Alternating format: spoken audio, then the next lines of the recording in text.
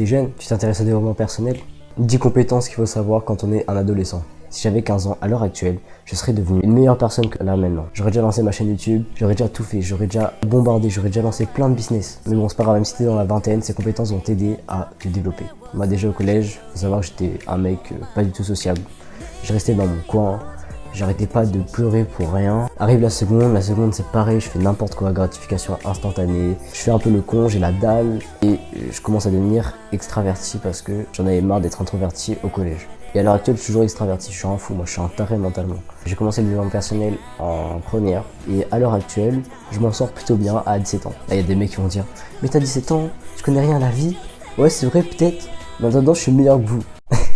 La première compétence à avoir, c'est être sociable. Vraiment l'une des compétences les plus utiles à avoir. Je te demande pas d'être extraverti comme moi, faire le gueudin. Non, je te demande pas de faire ça, je te demande pas de faire le taré.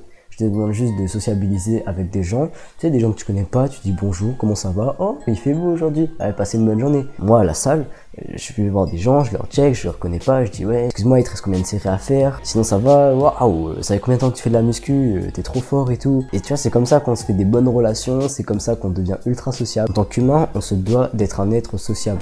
Et pas juste en faisant de la drague de rue à la con. D'ailleurs, drague de rue, une vidéo qui va sortir. J'ai donné mon avis dessus et ça me dégoûte. Le deuxième point, ça va être de contrôler ses émotions. Et quand je dis contrôler ses émotions, c'est pas forcément de faire le stoïque. Parce que le stoïcisme, j'aime bien la pratique. J'aime bien faire du stoïcisme pendant peut-être une période. En fait, je dirais le stoïcisme c'est pendant une période. Ce serait pas pendant toute ta vie parce que tu ne peux pas ne pas faire face à tes émotions, à tes sentiments. Que tout le monde est doté d'émotions et de sentiments, même les animaux. Quand je te dis contrôler ses émotions, c'est par exemple un mec, je sais pas, il vient tu vas pas bomber ton torse déjà skinny ou ton torse rempli de graisse et faire le fou devant tout le monde ou juste même répondre méchamment à la personne. Ça sert à quoi? Tu rentres dans son jeu, il faut pas rentrer dans des jeux comme ça. Faut que tu arrives à te contrôler. Et bien sûr, tu peux être joyeux, c'est bien d'être joyeux. La joie, de toute façon, c'est vraiment la meilleure émotion.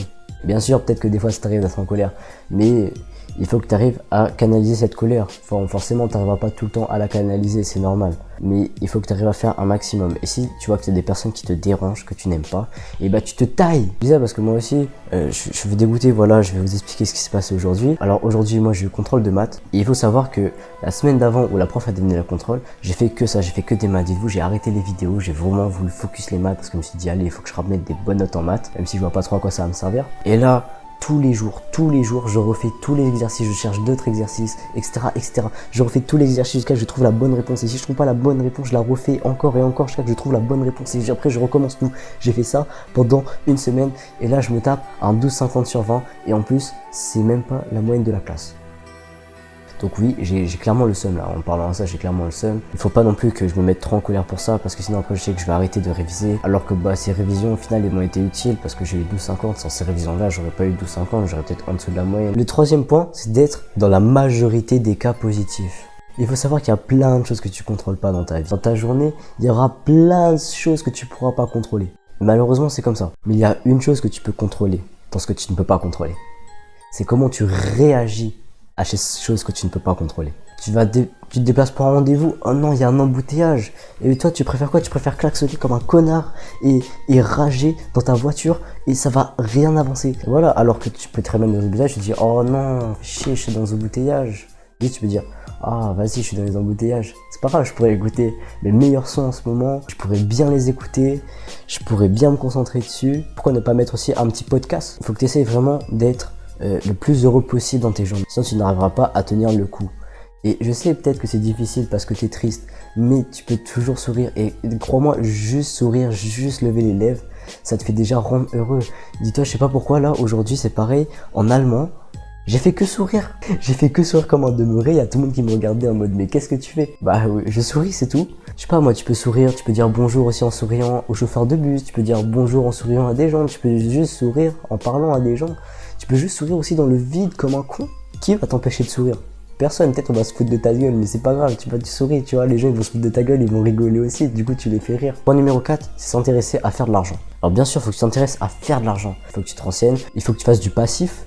Je sais pas, tu vas sur YouTube, tu tapes des gens comme Yomi Denzel, je sais pas, il y a plein de youtubeurs qui t'expliquent comment on fait de l'argent, comment ça fonctionne, comment dépenser, comment investir dans cet argent, etc., etc. Et tu peux même acheter des livres. Et oui, acheter des livres, ça va énormément t'aider aussi à comprendre Je dis ça, mais pour l'instant, j'ai aucun livre de business. Pour l'instant, je lis que des livres de mindset, que des livres de productivité. Et il faudrait vraiment aussi que j'achète un livre de business. C'est pour ça aussi que je fais cette vidéo. Il faut que je me fasse un rappel pour m'acheter un livre de business. Numéro 5. Savoir parler anglais. Et oui, l'anglais, c'est la langue universelle. Tu en auras besoin si tu veux aller où tu veux. Et je te demande pas juste d'aller en cours et d'apprendre l'anglais. Hein. Ça, c'est de la merde ce qu'on nous apprend en cours. Hein. Ils diront jamais les mêmes mots comme ça en Angleterre, aux États-Unis, etc. Non, non, non. Il faut vraiment que tu te débrouilles. Soit lire des livres en anglais. Enfin, c'est peut-être moins intéressant, mais tu peux quand même lire des livres en anglais. Moi, je lis quelques passages en anglais. Tu peux aller sur YouTube Game Anglais. Tu regardes des vidéos de Hamza, voilà, regarder des vidéos de Hamza. Allez, va sur Netflix, tu veux, va sur Netflix. Va te divertir comment demeurer, c'est pas grave. Tu vas mettre en anglais. Tu vas peut-être mettre les sous-titres en premier pour que tu essayes de comprendre. Et au fur et à mesure, tu vas enlever les sous-titres. Moi, c'est ce que j'ai fait. Au début, je mets que full anglais. Et dès que je suis fatigué à juste entendre de l'anglais, je mets les sous-titres en français. Et voilà, je vous conseille aussi de vous trouver des potes anglais ou juste des potes à qui parler anglais. C'est vraiment très utile ça aussi. Donc voilà, il faut parler anglais. Si vous voulez aller à Dubaï, les gars, il faudra parler anglais. Point numéro 6, c'est se remettre en question. On est jeune et tout. On croit que on fait tout le temps les bonnes choses et on se remet jamais en question parce que voilà, on est jeune, on a le temps et tout. Non, non, non. Faut que tu te remettes en question.